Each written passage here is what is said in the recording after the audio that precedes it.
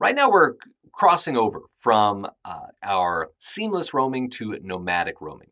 Now remember, seamless roaming, let's say we're talking about a campus. Within a building on a campus area network, I would expect there to be seamless roaming. I should be able to go to any floor, even down to the basement, maybe even the peripheral area of that building, and expect to be able to roam all around.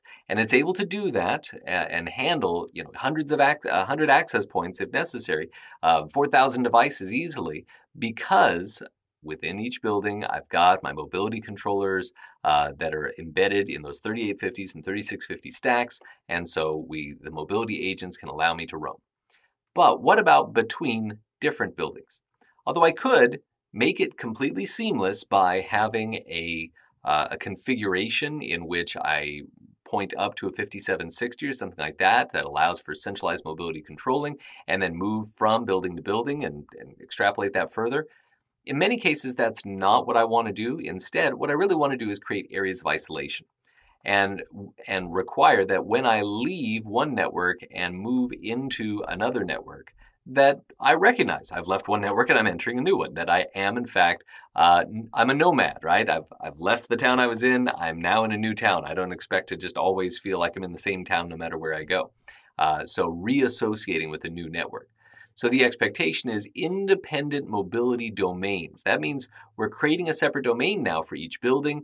That doesn't mean that they can't all be managed centrally, but if they're separate mobility domains, then that means we're no longer seamlessly roaming. Instead, we are nomadically roaming. We're leaving one network and entering another one. And that means that for each building, you're managing, 4,000 devices, 100 access points with a couple of mobility controllers like 3850s and the various different agents running underneath them in independent stacks. And then wash, rinse, repeat for each building. Keep that maintained. Don't try and funnel it all into one massive seamless campus, because how often do I really, as a user, expect to be able to roam between buildings? Do I even want to try and convey that, or do I want them to reassociate now with a new network experience when they go from one building to another? Those are the questions I have to ask, because I have different options that are available to me depending on how I want to scale things. This is part of the whole idea of design best practice. There's figuring out what you're going to offload to an external controller, what you're going to maintain locally, what kind of support do I need, how many access points, how many clients are connecting, and what are those clients doing? Are they maintaining voice calls as they go from one building to another? Is that a thing? Or do you want it to be a thing? If so, then we need to go back to a seamless deployment for our campus.